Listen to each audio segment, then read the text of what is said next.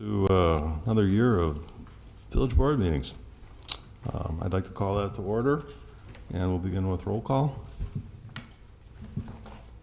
Anastasio? Here. Clausen? Here. Doxy? Here. Hewitt? Here. Bhatia? Here. DeGroot? He's here.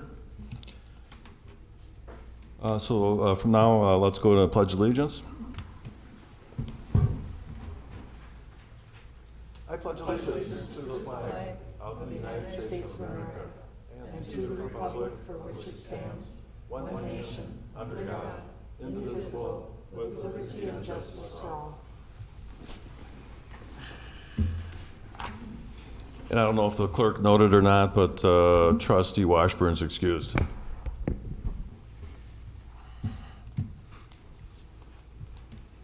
So let's move on to public comment. Members of the public are welcome to provide comments on any matter.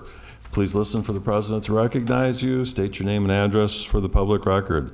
Comments are limited to 3 minutes. Kelly Geller.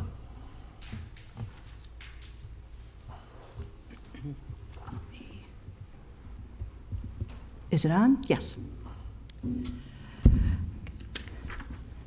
Kelly Gallagher Dimler, my legal name, 4622 Knollwood Drive, Mount Pleasant. On Tuesday, January 3rd, 4 residents, including myself, filed the paperwork required to run for office in the spring election.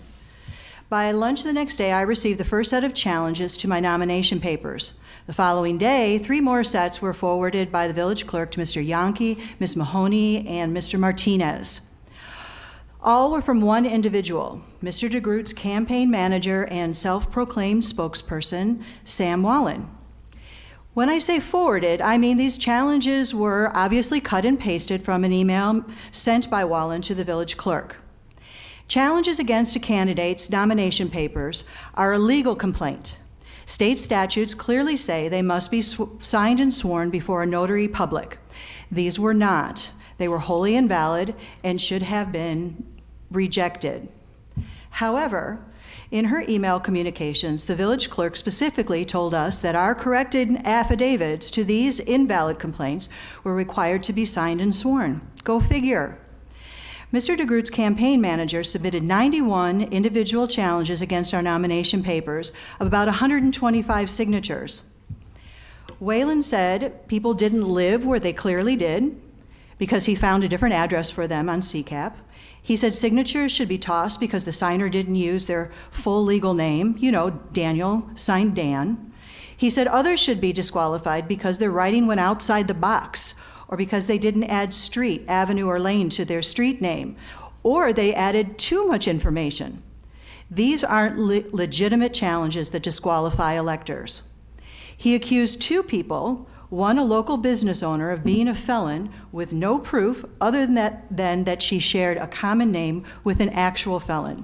Another, a close friend of Mr. Martinez, Ron Batia's opponent, is a local church trustee, not a felon. Shame on you. The WEC notified the village clerk on Friday morning that Wallen's complaints were invalid.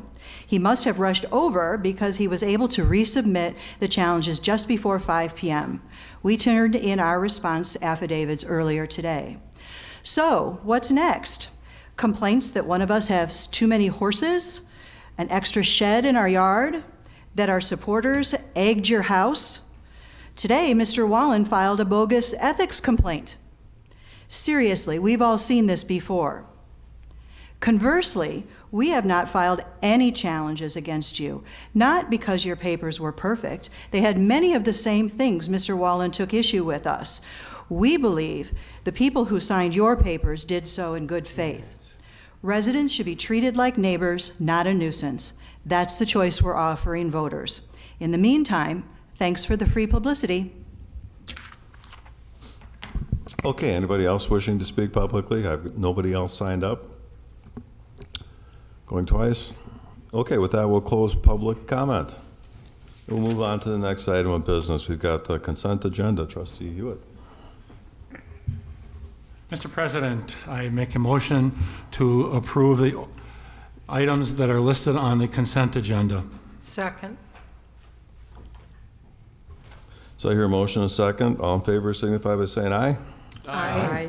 Opposed? So that motion carries.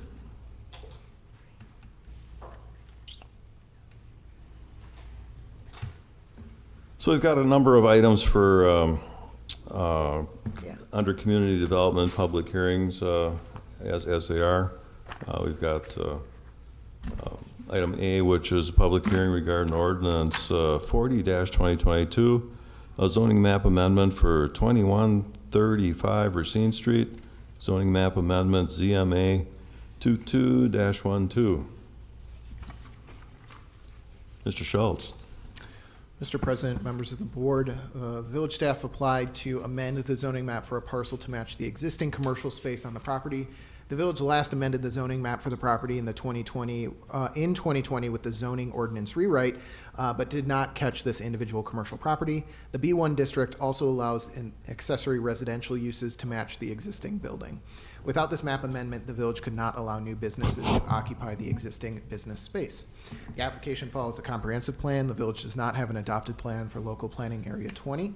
The application meets the B1 lot size standards, and the village staff do not believe this will have any fiscal impact because it is essentially zoning it into the correct category. With that, both the village staff and the plan commission recommend approval of this application. As a note, both this one and the next one were on your December agenda. We caught that they weren't, the public hearings weren't noticed appropriately, so we pushed it again to January, re-publicly noticed everyone, and so this is just trying to do it by the books.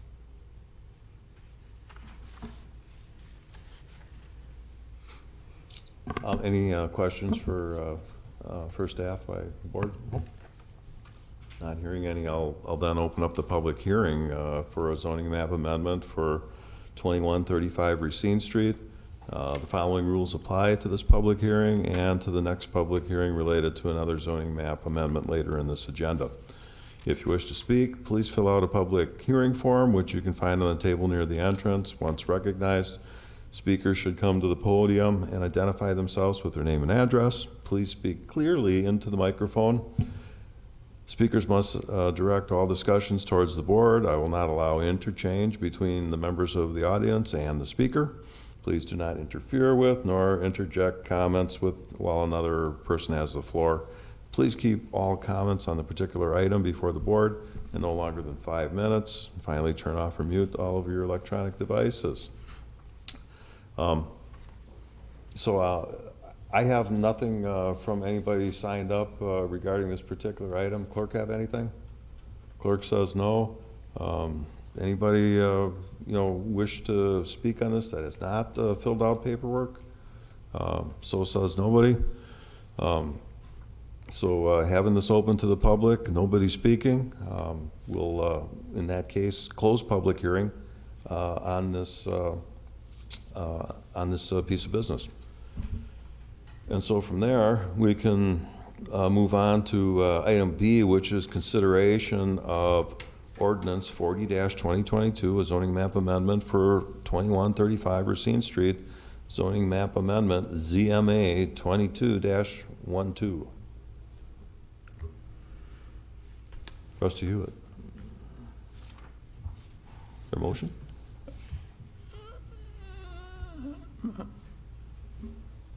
Item B, consideration of ordinance 40-2022 zoning map amendment for 2135 Racine Street. I make a motion to approve. Second. So I hear a motion and a second to approve. Discussion from the board. Mr. President, no, I don't have any discussion, but a comment that this ordinance was discussed at the Planning Commission, and Planning Commission, they had all the answers, they asked question, and we agreed with the recommendation to approve that. Thank you. Anything else? Okay, so on the matter of ZMA 22-12, roll call, please. Anastasio? Aye. Clausen? Aye. Doxy? Aye. Hewitt? Aye. Bhatia? Aye. DeGroot? Aye, motion carries. So let's move on to a second public hearing. We've got public hearing number 2, as we call it, or a public hearing regarding Ordinance 42-2022, zoning map amendment for 6228 Durand Avenue, zoning map amendment ZMA 22-14. Mr. President, Village Trustees, the applicant applied to amend the zoning map from B3/PD, which is general business/plan development, to B3, just plain general business. The applicant wishes to remove the outdated plan development restrictions to allow for a small addition to the building while leaving the use unchanged.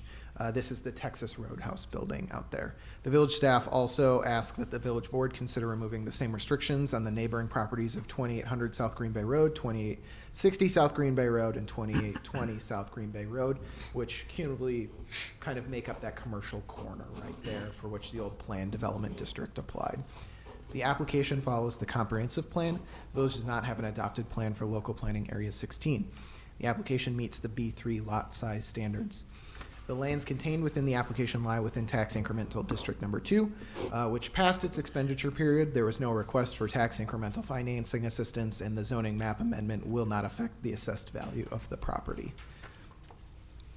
For additional considerations, the staff asked the Plan Commission for input on removing other outdated plan development overlays. And generally, those are in condominium developments that were not allowable by right under the old zoning code, but after the 2020 update are now allowed by right. Oftentimes, those plan developments include conditions, for example, in this circumstance, where they would need express permission to do any sort of renovation that is not a part of the original site plan application. So even though this is a 200 square foot addition to the online ordering pickup area, they would have had to come to village board for approval, which seems a little bit onerous for a very small application. So all that we're asking in this and other circumstances like that is that the Plan Commission and village board consider removing some of those guidelines instead of forcing homeowners and applicants to go through that. The Plan Commission, through that discussion, agreed, so you can expect the village staff to bring to the village board similar types of circumstances as they arise, where we're just kind of doing old zoning map cleanups. But for this individual circumstance, the village staff and the Plan Commission don't recommend any conditions for approval, and they both recommend that the village board approve the ordinance.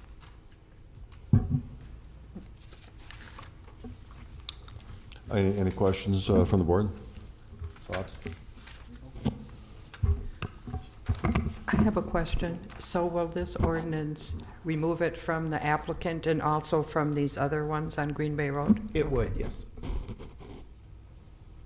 The plan development was adopted over all 4 parcels, and then they were kind of parceled off and developed after the zoning went into place. So this is just removing the entire layer from all of those.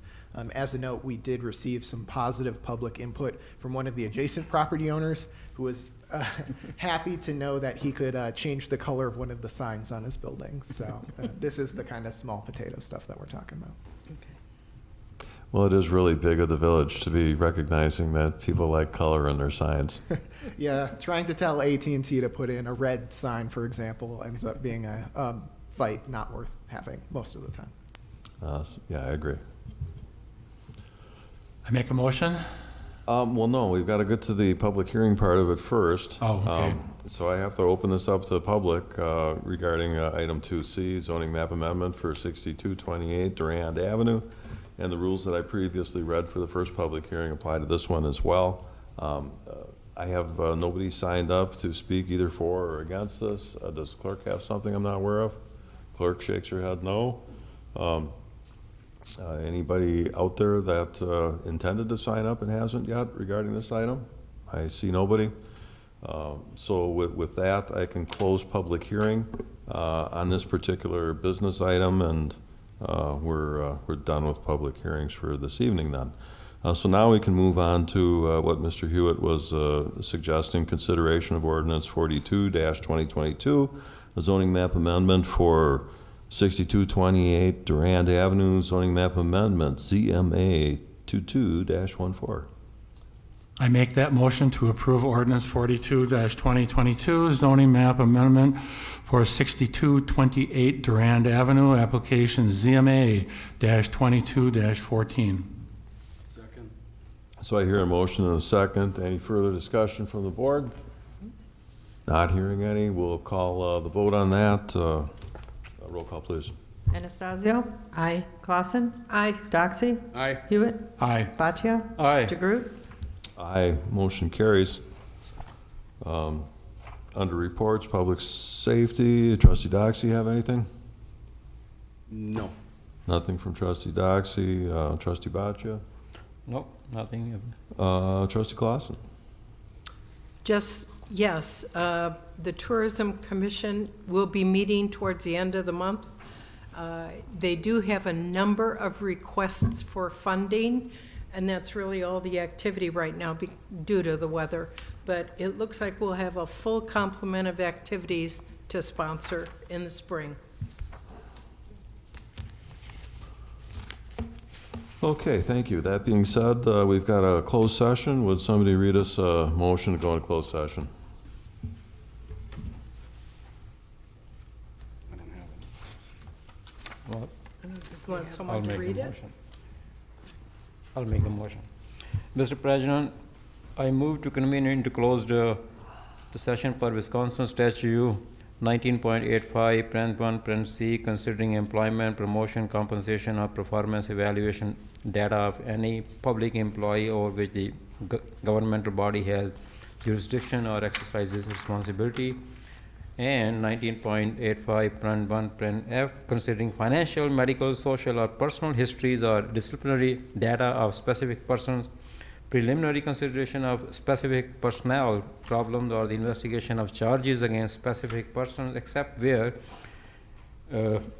B, it applies which, if discussed in public, would be likely to have a substantial adverse effect upon the reputation of any person referred to in such histories or data or involved in such problems or investigation. The closed session will relate to discussion of entering into a separation agreement with Officer Benjamin Wild and potential terms related to the same. Second. So I hear a motion and a second. Roll call, please. Anastasio? Aye. Clausen? Aye. Doxy? Aye. Hewitt? Aye. Boccia? Aye. DeGroot? Aye. The village is in closed session. Mr. Attorney, how long do you think it'll be? 15 minutes. 15 minutes. I think everyone should go back there.